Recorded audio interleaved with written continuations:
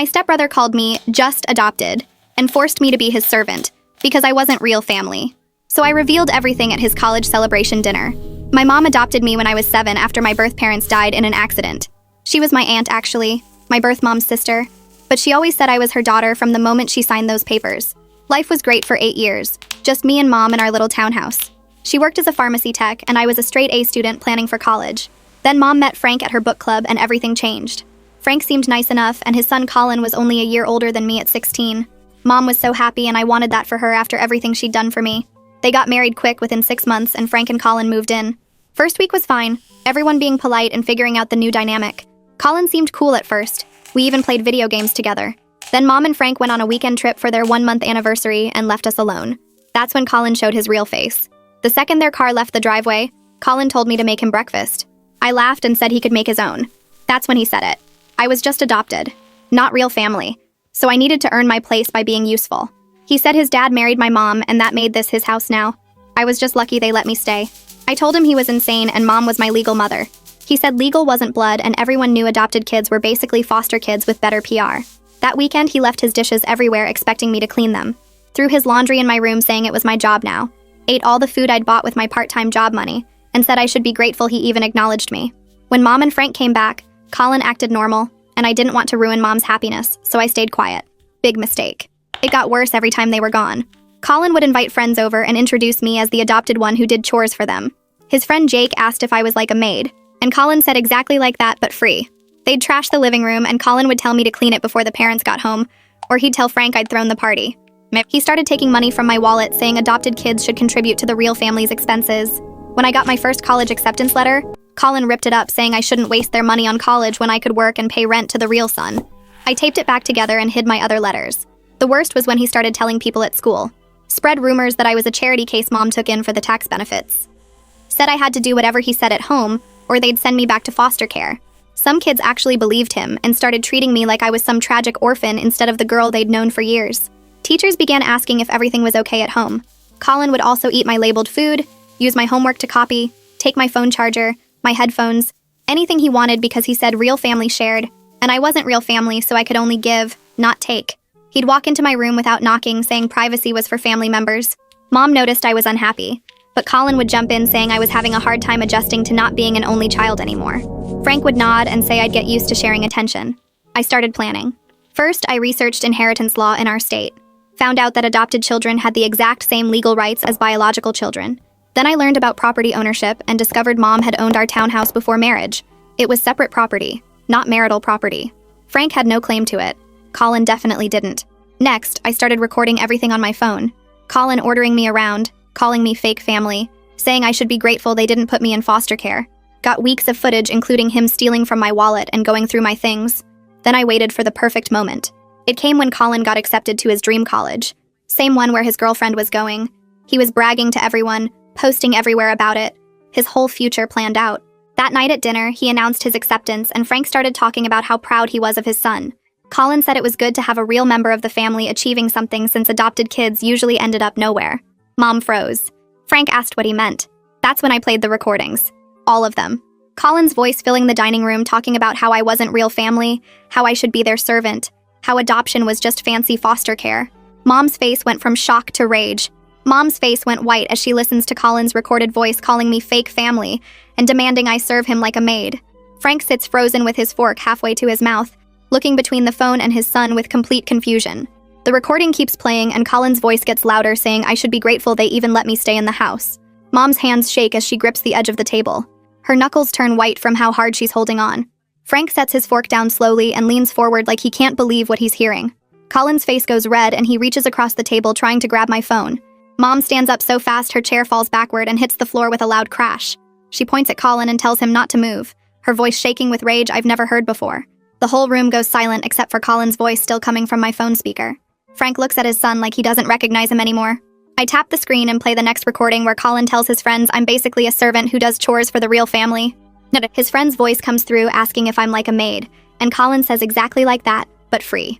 Frank's expression shifts from confusion to horror as he recognizes his son's voice bragging about having a live-in maid. Mom puts her hand over her mouth and takes a step back from the table.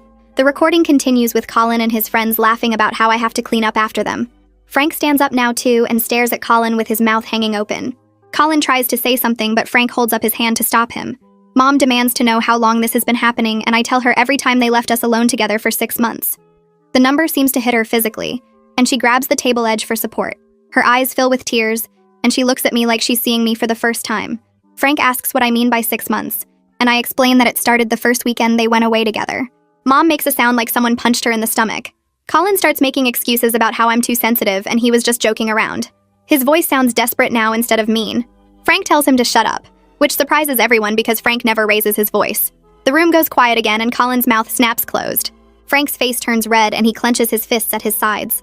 I scroll through my phone and find the video I took of Colin ripping up my college acceptance letter. Mom starts crying and asks why I didn't tell her sooner. Her voice breaks on the last word. I show them the video and press play. Colin's face appears on the screen holding my letter in both hands. His voice comes through saying I shouldn't waste their money on education when I could work and pay rent to the real son. Then he rips the letter right down the middle. Mom covers her face with her hands and her shoulders shake. Frank watches the whole video with his jaw tight and his eyes narrow. When it ends, he looks at Colin with an expression I can't read. I explain that she seemed so happy with Frank, and I didn't want to ruin that for her after everything she'd done for me. Mom pulls me into a hug and says nothing is more important than me, not any marriage or happiness. She holds me tight and I can feel her crying into my hair. Frank asks Colin if the recordings are real, and Colin's silence is answer enough. He just sits there staring at his plate without saying anything.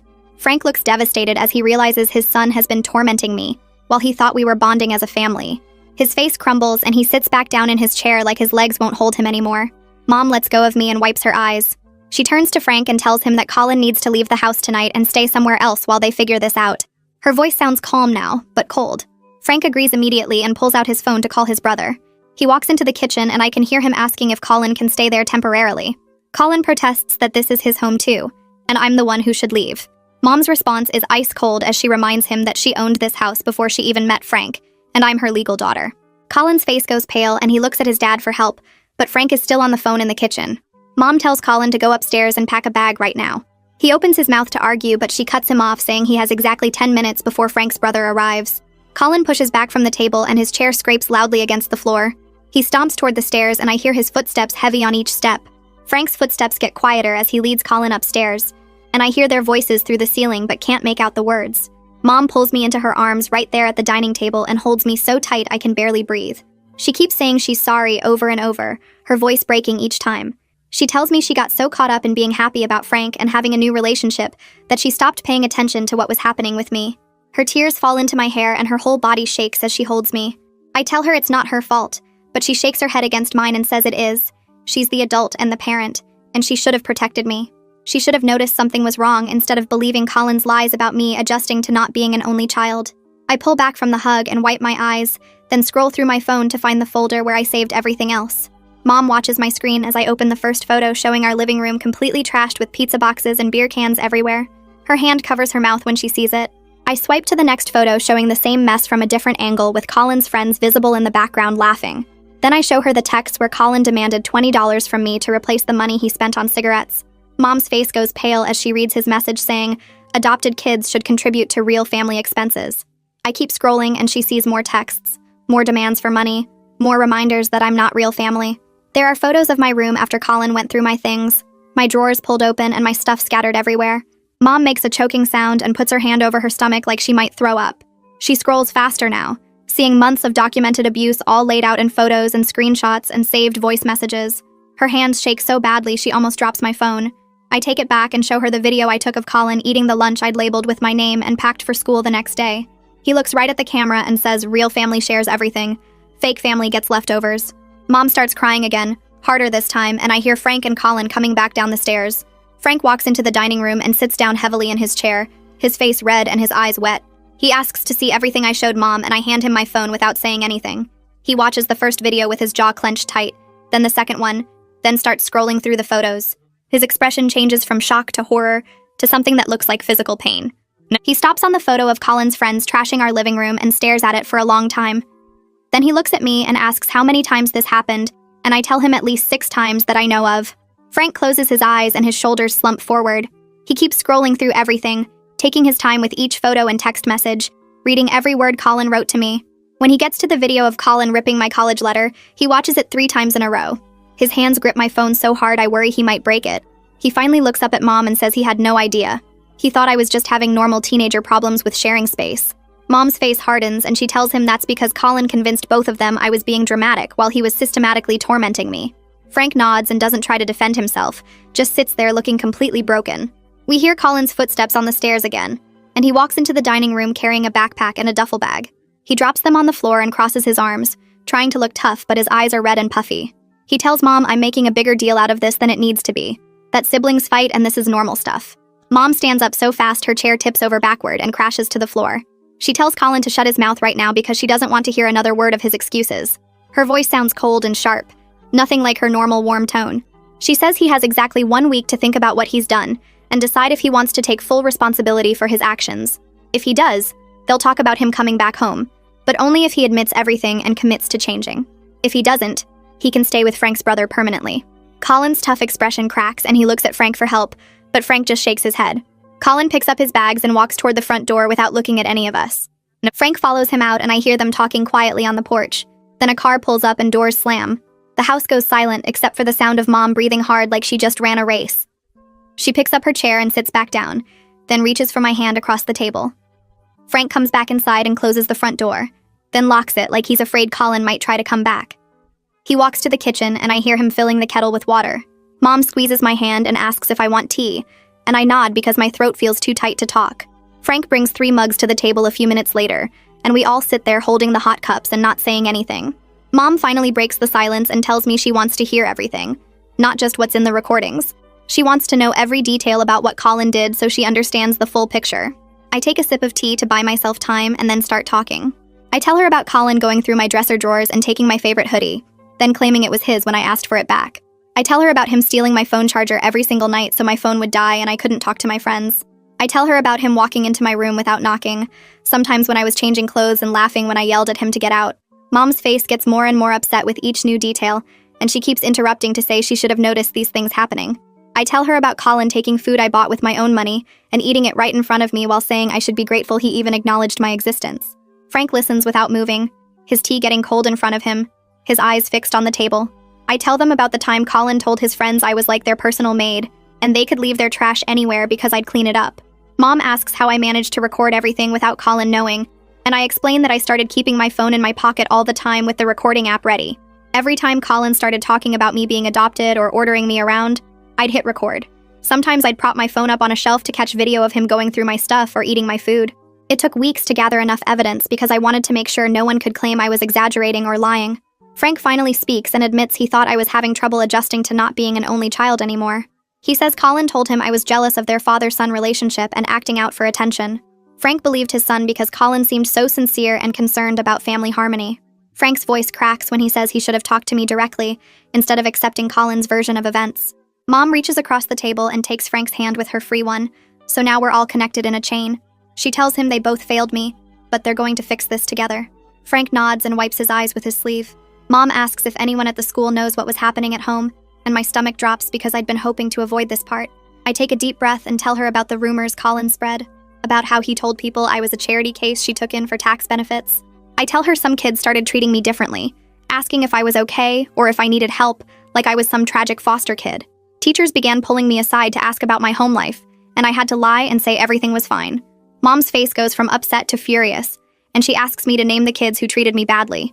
I tell her it wasn't really their fault because they believed Colin's lies, but she says it doesn't matter. They should have known better than to spread rumors. Frank asks if Colin's friends at the school know what he was doing to me at home, and I nod, explaining that some of them were there when he introduced me as the maid. Mom stands up and says we're going to fix this. All of it. Starting tomorrow. She's taking the day off work, and we're going to see the school counselor together. Frank agrees and says he'll come too, because this is a family problem that needs a family solution. We sit there drinking our tea until it gets dark outside and no one turns on the lights. The next morning, Mom calls her work and tells them she needs a personal day. Then she drives me to the school early before classes start. We go straight to the counseling office and ask to see the school counselor without an appointment.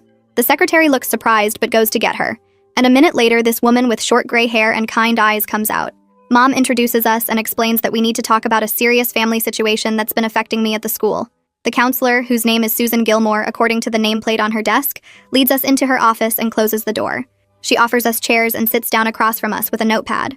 Mom starts explaining what happened, how Colin has been abusing me for months and spreading rumors at the school.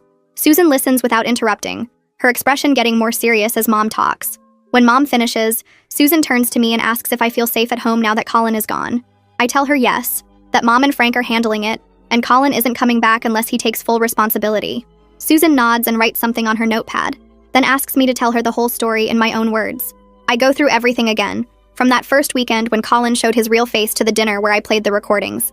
Susan's pen moves across her notepad the whole time I'm talking, taking notes. When I finish, she puts down her pen and looks at me with such understanding that I feel tears start again. She tells me that what Colin did was emotional abuse, not normal sibling conflict. She says the way he systematically targeted my adoption status and exploited it to control me makes this particularly harmful. She explains that normal siblings might fight or annoy each other, but they don't create power structures where one person has to serve the other. They don't use someone's deepest vulnerability against them repeatedly. Susan says I did the right thing by documenting everything and speaking up, even though it took months to get there. Susan closes her notepad and leans forward with her hands folded on the desk. She asks if Mom and I would be open to family therapy, because what happened requires more than just one conversation to process and heal. Mom nods immediately and asks if we can start this week, because she doesn't want to wait any longer to fix this.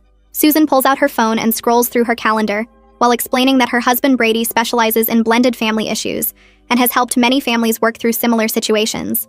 She offers to call him right now to see if he has any openings this week, and Mom says yes, please, whatever it takes. Susan steps out of the office to make the call while Mom and I sit in silence holding hands. When Susan comes back 5 minutes later, she says Brady can see us Thursday afternoon at 4 if that works for everyone. Mom agrees instantly and says she'll make sure Frank is there too, because this is a family problem that needs everyone involved.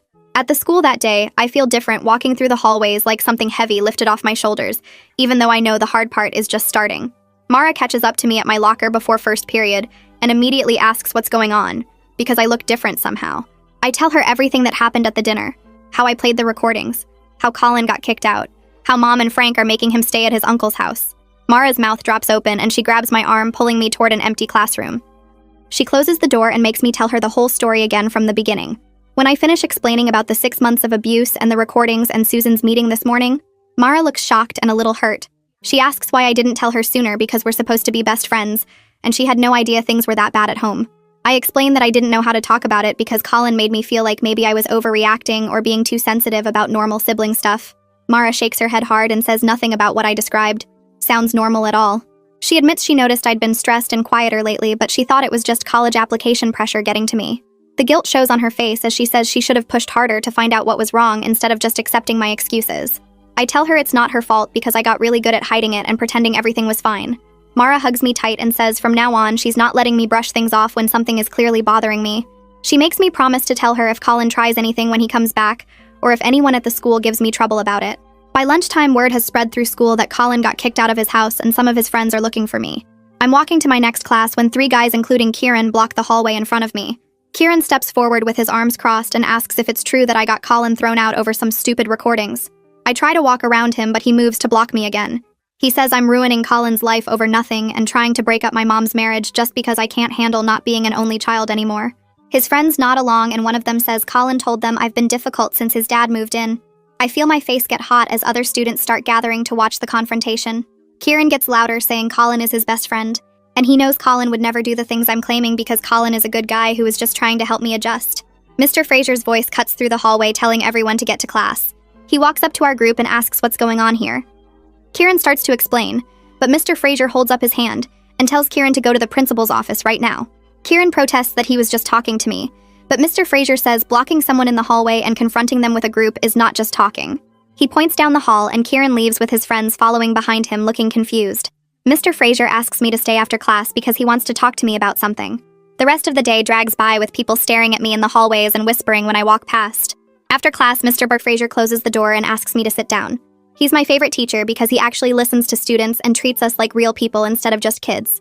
He sits on the edge of his desk and asks gently if I'm okay and if there's anything the school should know about my home situation.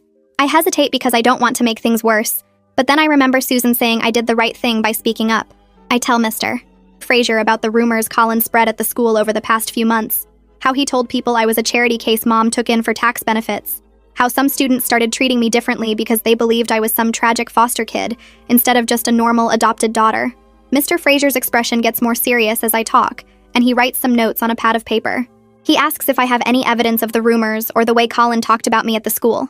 I pull out my phone and show him a few of the recordings where Colin introduces me to his friends as the adopted one who does chores. Mr. Fraser listens to about 30 seconds before he stops me and says he's heard enough. He tells me this is serious, and he's going to talk to the principal about addressing the bullying and false information that's been spread around school. He says no student should have to deal with their family situation being used against them like this.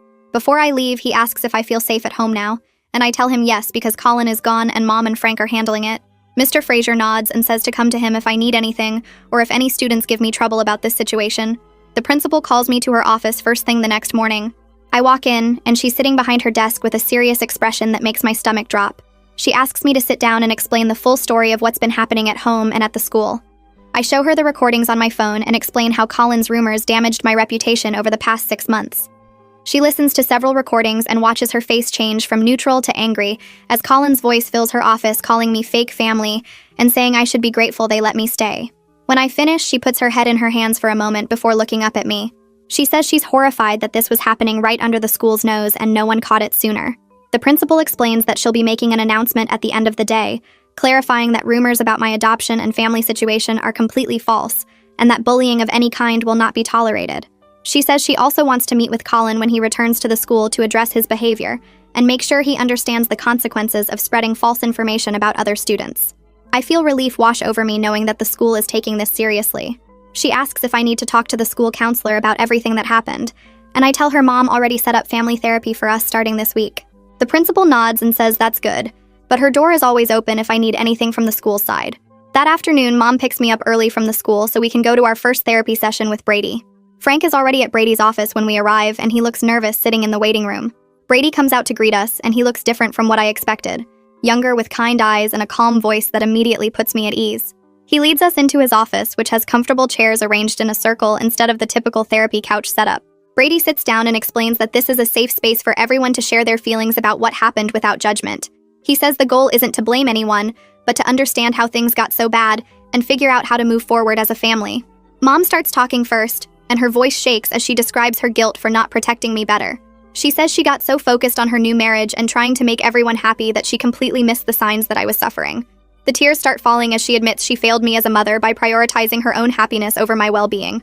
Brady lets her finish before gently pointing out that recognizing the problem is the first step toward fixing it. Frank speaks next, and he looks down at his hands the whole time. He admits he enabled Colin's behavior by dismissing my discomfort as normal adjustment issues when I tried to bring things up.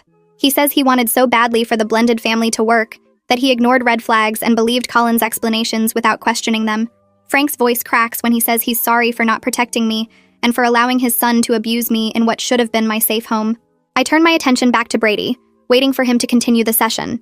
He leans forward in his chair and starts explaining how Colin's behavior makes more sense when you understand his background. Brady says Colin probably felt scared about sharing Frank with a new family, and that fear came out as anger toward me. He explains that doesn't make what Colin did okay, but it helps us understand why he went after my adoption status instead of just normal sibling stuff. Brady says Colin picked the thing that made me most vulnerable because deep down he was feeling vulnerable too. Mom nods slowly like this is starting to make sense to her. Frank shifts in his seat and looks uncomfortable as Brady keeps talking. Brady says kids who feel threatened sometimes lash out at the people they see as competition, and Colin clearly saw me as someone taking his dad away. I sit there processing this information, and part of me gets it, but another part of me is still angry because understanding why someone hurt you doesn't erase the hurt. Frank clears his throat and starts talking about Colin's mom. He says she left when Colin was only 5 years old, just walked out one day and never came back. Frank's voice gets quiet as he explains Colin has always been sensitive about family staying together because of that abandonment. He thinks Colin saw me as a threat to the stability he finally had with just him and Frank. Frank says Colin probably worried that Frank would love me more, or that I would somehow break up their family like his mom did. The words hang in the air, and I realize Colin's been carrying around this fear for years. Frank looks at me with sad eyes and says he should have recognized the signs earlier, should have talked to Colin about his fears instead of assuming everything was fine. Mom reaches over and squeezes Frank's hand. Brady jumps back in and says, understanding Colin's motivation matters, but right now the focus needs to be on helping me heal from what happened. He says we can't fix Colin's past trauma, but we can make sure I feel safe and valued in my own home moving forward. Brady pulls out a notebook and starts giving us homework assignments. He tells Mom and Frank to spend individual time with me each week doing activities I enjoy. He tells them to ask me directly about my needs instead of assuming. He gives me an assignment to write down my boundaries and what I need to feel respected. Brady says we all need to practice better communication, and actually listen when someone says they're uncomfortable. He makes Mom and Frank promise to take my concerns seriously, even if they seem small. The homework feels manageable, and I appreciate that Brady is focusing on practical steps, instead of just talking about feelings. 1 week passes, and I'm starting to feel more normal at home. Mom and I went to the bookstore together, and Frank took me out for ice cream. They've both been making an effort to check in with me and actually listen to my answers. Then Frank's phone rings during dinner, and he answers it. I can tell from his face it's his brother calling about Colin. Frank listens for a few minutes, then looks at Mom and me. He says Colin wants to come home and claims he's ready to apologize for everything. Mom's expression goes hard, and she tells Frank that Colin can come for a family meeting, but he's not moving back in yet. She says we need to hear what he has to say and see if he actually understands what he did wrong. Frank agrees and schedules the meeting for Saturday at Brady's office. I feel my stomach twist with nerves because I'm not ready to see Colin yet. Mom notices and reminds me that Brady will be there to make sure everything stays productive. The rest of the week drags by as I try to prepare myself for facing Colin again. Saturday arrives and we drive to Brady's office in silence. Colin is already in the waiting room when we get there, and he looks terrible. His eyes are red and puffy like he's been crying. His hair is messy and he's wearing sweatpants instead of his usual nice clothes. He won't make eye contact with any of us. Brady comes out and leads us all into his office. We sit in the same circle as before, but this time Colin is part of it. Brady explains the ground rules for the meeting and says Colin has prepared something he wants to share. Colin pulls out a piece of paper and his hands shake as he unfolds it. He starts reading an apology he clearly wrote with someone's help, because it sounds too formal for how Colin normally talks. He says he takes full responsibility for his actions and acknowledges that he caused me serious harm. He admits he was wrong to use my adoption against me and wrong to treat me like a servant. He says he's been doing a lot of thinking about why he acted that way, and he's starting to understand his own issues. Colin's voice cracks a few times while he reads, and I can tell he's genuinely upset. When Colin finishes reading, everyone looks at me waiting for my response. I take a deep breath and tell Colin that his apology is a start, but words aren't enough after 6 months of abuse. I say I need to see actual changed behavior and real respect before I can trust him again. I tell him he made me feel worthless in my own home, and that doesn't just go away because he says sorry. I explain that he spread lies about me at the school and damaged friendships that took years to build. Colin nods and keeps his eyes down. I say I appreciate that he's taking responsibility, but I need time to see if he really means it, or if this is just an act to get back into the house. Mom puts her hand on my shoulder in support. Brady says what I'm expressing is completely valid and that rebuilding trust takes time and consistent action. Brady shifts into practical mode and starts laying out ground rules for if Colin moves back home. He says Colin needs to start individual therapy immediately and attend every single session. He says Colin cannot enter my room without knocking and getting permission first. No exceptions. He explains we need equal division of household chores with a written schedule so there's no confusion. Brady makes it crystal clear there's zero tolerance for any comments about my adoption or family status. He says if Colin makes even one adoption-related remark, he's out of the house again. Colin agrees to everything without arguing. Brady writes down all the rules and makes copies for everyone.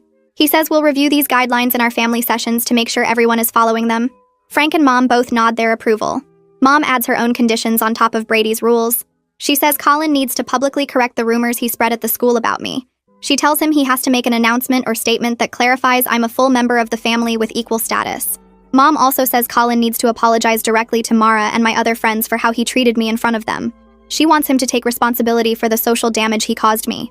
Colin looks uncomfortable but agrees to do it. Mom's voice is firm as she explains these aren't optional. They're requirements for him to come back home. I feel grateful that Mom is standing up for me this strongly. Frank supports Mom's conditions and says Colin will do whatever it takes to make things right. Frank speaks up and drops another consequence on Colin. He says Colin's college fund is being reduced to pay for all the family therapy sessions. Frank also tells Colin he needs to reimburse me for all the money he stole from my wallet over the past 6 months. Colin's face falls and he looks like he wants to argue, but then he closes his mouth. Frank says this is about Colin learning that actions have real financial consequences. Colin asks how much money he owes me, and I tell him it was about $300 total. Frank says that amount plus the therapy costs will come out of Colin's college savings. Colin looks upset but doesn't argue because he knows he has no leverage here. He just nods and says he understands. Brady notes all of this down and says financial restitution is an appropriate consequence. 2 weeks go by before Colin actually moves back into the house.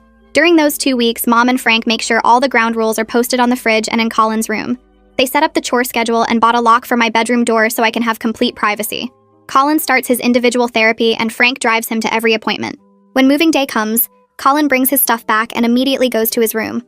The atmosphere feels thick and uncomfortable, like everyone is walking on eggshells.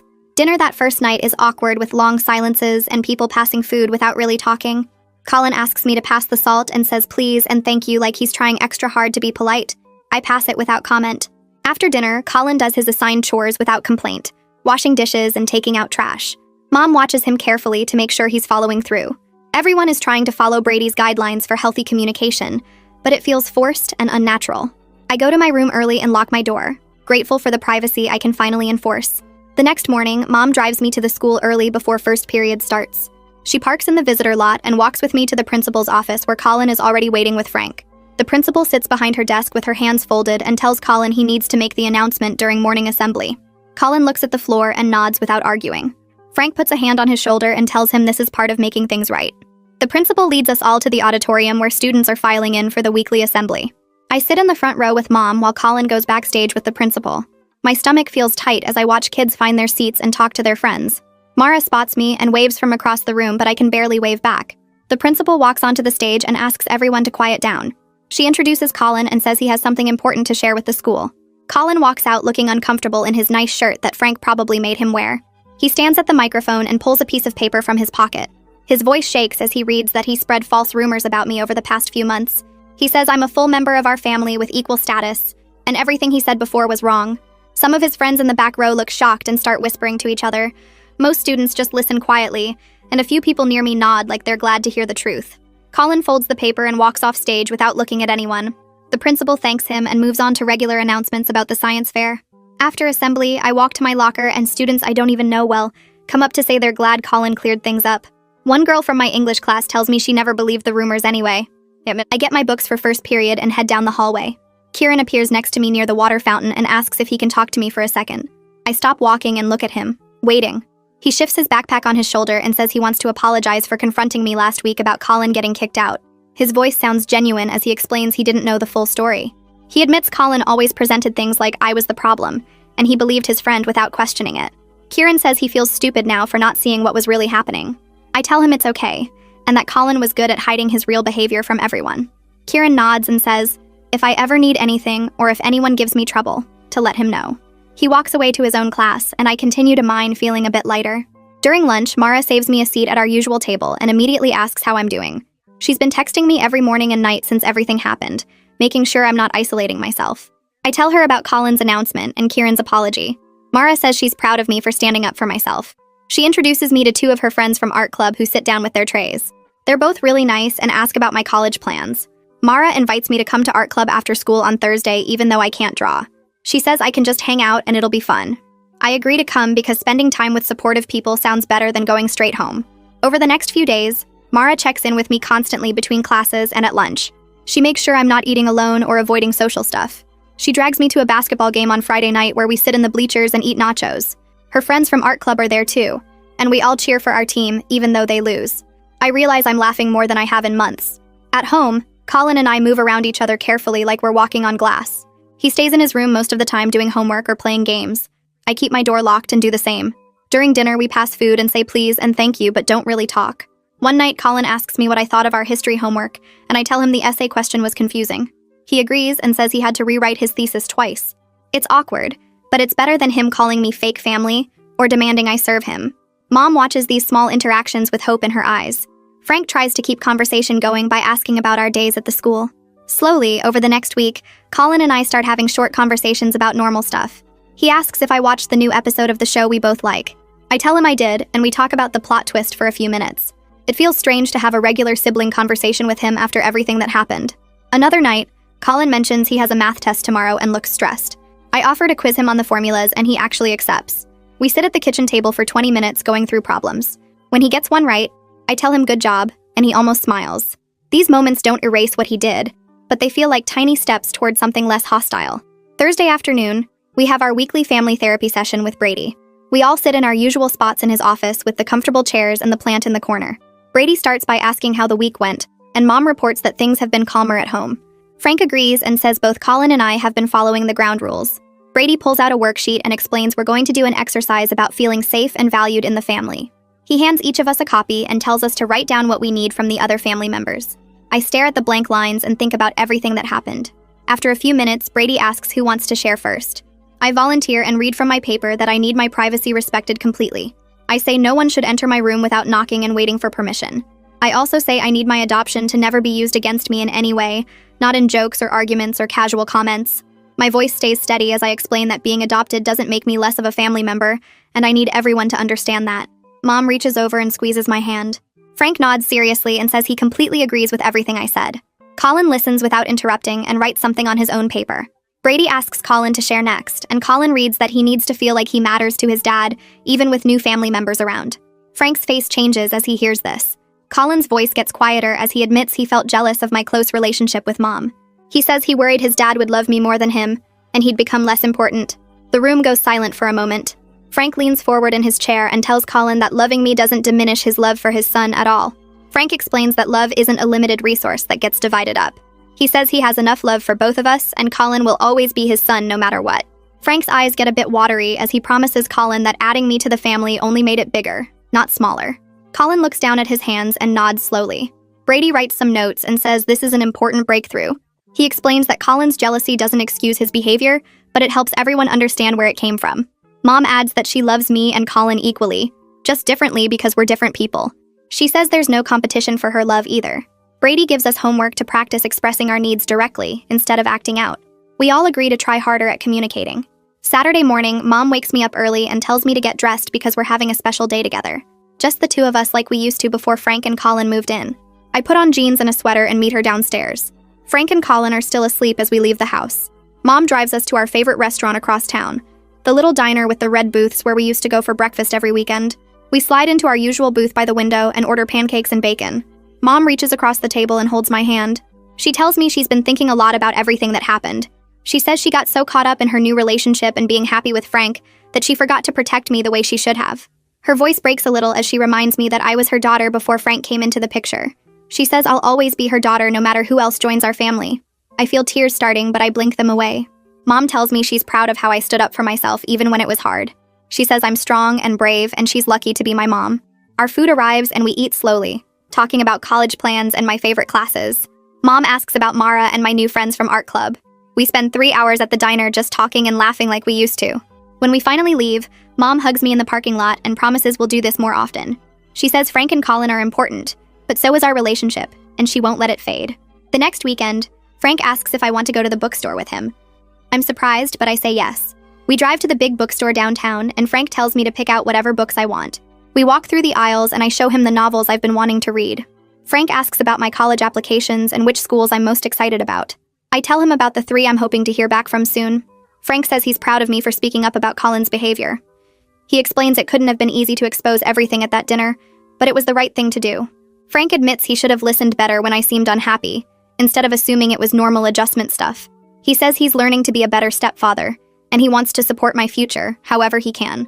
We end up at the coffee shop inside the bookstore with hot chocolates and a stack of books. Frank tells me about his own college experience and gives me advice about campus visits. He says if I need help with application fees or anything else to just ask. It feels good to have this one-on-one time with him, where he's actually seeing me as a person, not just Colin's stepsister. Monday after school, I have an appointment with the college admissions counselor in the guidance office.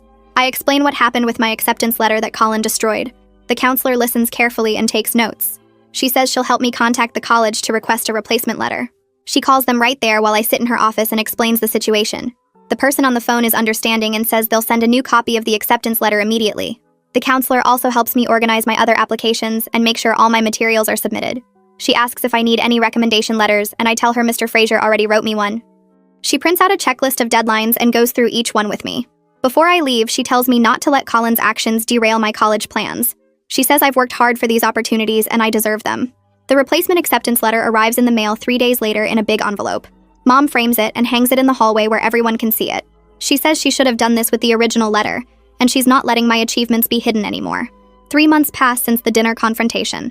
The house feels different now, less tense but still careful. Colin and I have settled into a routine of polite distance mixed with occasional normal sibling moments. One evening, I'm sitting at the kitchen table working on college essays when Colin comes in for a snack. Instead of just grabbing food and leaving like usual, he sits down across from me.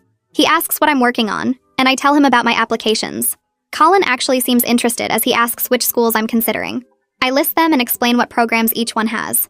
Colin offers advice about campus visits based on his own college search experience. He tells me to make sure I check out the dorms and talk to actual students, not just tour guides. He suggests questions I should ask about class sizes and internship opportunities. We talk for almost 30 minutes about college stuff, and it feels surprisingly normal. Colin mentions his girlfriend is excited about their school and asks if I've thought about roommate situations. I tell him I'm planning to do random assignment and see what happens. He nods and says that's probably smart for freshman year. When he gets up to leave, he tells me good luck with my applications. I thank him, and he actually smiles a little before heading back to his room. It's not friendship, and it doesn't erase the past 6 months of abuse. But it's the first real conversation we've had where he treated me like an equal. I take a breath and decide to share my news with Colin. The words feel careful as they come out. I got accepted to 3 schools. Colin looks up from his phone and actually smiles. He says congratulations and asks which ones. I list them and wait for some sarcastic comment or dismissive remark like before, but it doesn't come. He asks about the programs and seems genuinely interested in what I'm saying. He tells me those are good schools and I should be proud. The conversation ends naturally and he goes back to his room. It's a small thing, but it feels like real progress after months of tension and careful distance. The next day, Mom comes home from work with frames under her arm. She hangs my acceptance letters in the living room right where everyone who visits can see them. She steps back to look at them and tells me she's proud of my achievements. She says she should have done this the first time instead of letting my accomplishments stay hidden in my room. Frank comes home and sees the display and adds that it looks great. Colin walks through and stops to look at the frames. He doesn't say anything negative, and that alone feels like a win. Our next therapy session with Brady starts like usual with everyone sitting in their spots. Brady reviews his notes and looks up at us with a pleased expression. He says we've made significant progress over the past few months. The communication has improved and everyone is taking responsibility for their actions and feelings. He suggests we can reduce our sessions to twice a month instead of weekly. Mom looks surprised but happy. Frank agrees that things at home feel more stable. Brady says he's impressed by everyone's commitment to change and honest communication. He reminds us that therapy is always available if we need it, but we've built a strong foundation. Colin nods and says the individual sessions have been helping him too. Brady gives us new homework assignments focused on maintaining the progress we've made. Bonnie stops by the house a few days later to drop off some paperwork for Mom. She comments on how much happier Mom seems now compared to a few months ago. Mom invites her in for coffee, and they sit at the kitchen table talking. I hear Bonnie say the tension was obvious before, even though Mom tried to hide it. Mom admits the first few weeks after the confrontation were incredibly hard. She says there were moments she worried the marriage wouldn't survive the honesty, but working through everything openly has actually made their relationship stronger. Frank joins them and agrees that facing the problems head-on was better than pretending they didn't exist. Bonnie says she's glad they pushed through the difficult part instead of giving up. That evening, Frank and Mom sit together on the couch after Colin and I go to our rooms. I hear their voices through the wall as I'm doing homework. They're talking about their relationship and their commitment to each other. The conversation sounds serious but not angry. The next morning at breakfast, Mom announces that she and Frank have renewed their commitment to each other with a new understanding. She says their kids' well-being comes before their own comfort. They promise to address problems immediately instead of hoping they'll resolve themselves. Frank adds that they won't let issues fester like they did before. Colin and I exchange glances across the table. It feels good to hear them prioritize us, but also weird to be the focus of their promises. Colin comes home from his individual therapy session later that week and finds me in the kitchen making a snack. He leans against the counter and tells me his therapist is helping him understand why he felt so threatened by me. He says he's working on his insecurity issues about sharing his dad with other people. He admits he saw me as competition for Frank's attention and love. His therapist is helping him realize that love doesn't work that way, and there's enough for everyone. I tell him I'm glad he's getting help. He nods and says he knows he messed up badly, and he's trying to be better. The conversation is awkward, but it's honest, and that matters more than comfort right now. 4 months pass since the dinner confrontation that changed everything. The house feels different in ways that are hard to explain. One Saturday afternoon, Colin knocks on my door and asks if I want to play video games together like we did that first week when they moved in. I hesitate because part of me still remembers all the awful things he did, but another part of me wants to believe people can actually change. I agree, and we set up in the living room with controllers. We play for almost 2 hours, and it's actually fun. There's still some awkwardness when we talk between games, but we laugh at stupid moments and trash talk each other in a normal sibling way. It's not friendship, and it doesn't erase the past 6 months, but it's something real and positive. Mom's lawyer visits the house to go over some documents. Mom asked her to confirm my legal rights as an adopted child after everything that happened with Colin. The lawyer spreads papers across the dining room table and explains that I have full legal rights identical to biological children. She helped Mom update her will to explicitly state that I inherit equally with any other children. Mom shows me the documents and points to where my name appears next to Colin's with the same provisions. She tells me this is to reassure me of my permanent place in this family. The lawyer adds that adoption creates the exact same legal parent-child relationship as birth. No one can ever claim I have fewer rights or less standing. I feel something tight in my chest loosen as I read the official legal language confirming what Mom always told me. At the school, things have shifted back to normal. The rumors Colin spread have faded, and people treat me like they did before all this started. Student council elections happen, and I decide to run for a position. Mr. Fraser helps me with my campaign speech and offers advice about connecting with voters. Election day comes and I win a seat on the council. Mr. Fraser pulls me aside after the announcement and tells me he's proud of how I handled a difficult situation with grace and strength. He says standing up for myself while maintaining my dignity showed real character. Other teachers congratulate me in the hallways, and my friends celebrate with me at lunch. I finally make my college decision after weeks of weighing options and visiting campuses. The whole family goes out to dinner at a nice restaurant to celebrate. We sit at a round table and order appetizers and entrees. When the food arrives, Frank raises his glass and proposes a toast to my success. Colin lifts his glass too and adds that he's grateful I gave him a chance to be a better brother. He says he knows he doesn't deserve my forgiveness, but he's working to earn it. Mom's eyes get watery as she looks around the table at all of us. She says this is what family should be about, supporting each other and growing together. We clink our glasses and the sound fills the space between us with something that feels like hope. A few days after the celebration dinner, Mom finds me in my room studying for finals. She sits on my bed and asks if we can talk. I close my textbook and turn to face her. She takes my hand and tells me watching me stand up for myself changed something in her too. For years, she played it safe at work, never pushing for promotions or better positions because she was scared of rejection or failure.